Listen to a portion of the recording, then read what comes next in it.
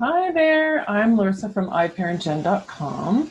I'm here today to quickly talk to you about children in competitive sports, specifically children who do not want to play their sport and are doing it to play it for their parents. So, specifically, let's take that child and let's take their sport. So, let's say it's soccer.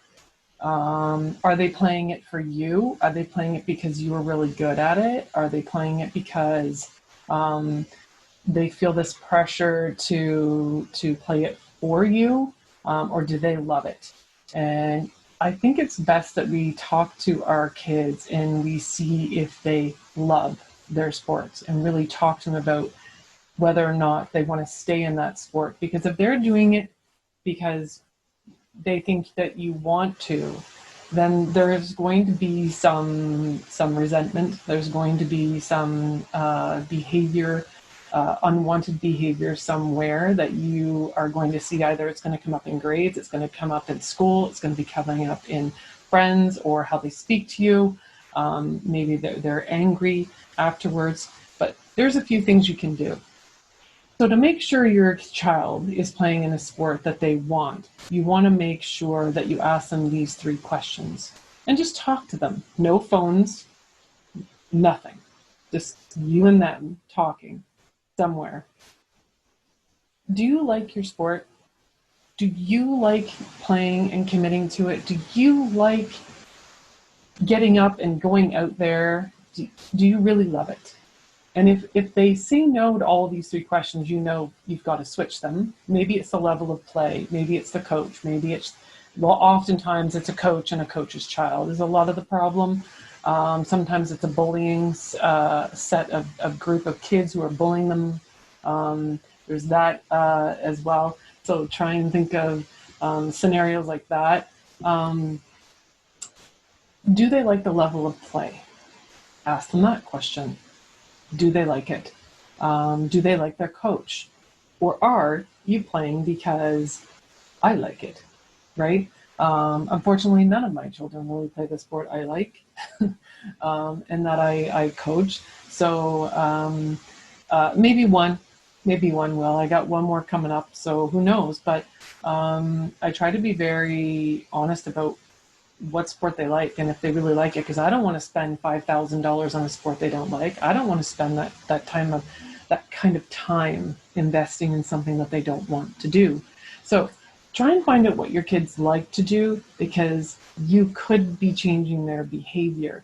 You could really see them start to flourish if you put them in the right level, the right sport. And no, parents, they're not going into the NHL, they're not going to the NBA, they're not probably going to get a scholarship. um, Although in Canada you can start to be recruited as early as 13 years old, and if you play 5 sports in Canada at age of 13, and if you're still playing 5 sports by grade 12, the NCAA does follow you. They follow you all the way, and they suspect by their stats, if you look at NCAA, that one of those sports you're going to end up playing at, and probably at a fairly decent level as well, because cross training actually improves their chances of ending up in some sport. But mostly parents, let's just make sure we have three things. A, they play, they're exercising, and they're enjoying themselves. Other than that, as long as they're doing that, just let them go. And don't pressure them to be in a sport, especially yours, if they don't want to. Unfortunately, yes, if you were a I don't know, football player and they want to play basketball, well, isn't it just important that they're playing? So if you have any questions about some of your children, I have been interviewing quite a lot of high school teenagers and getting surveys from them. So it's interesting to see quite a percentage. I'd say 40% in competitive sports are playing because of their parents. That's very high. So make sure that they're playing in a sport that they love, a sport where their friends are, and a sport where they like their coach, and you will just watch them flourish. And if you have any other questions, or if you want me to come and speak at any of the facilities or sports facilities, organizations, or you're looking for any type of behavioral patterns or behavioral rules that you want parents to follow, athletes to follow, and coaches to follow, I am writing a lot of behavioral models for different athletic associations. All right, take care. Bye-bye.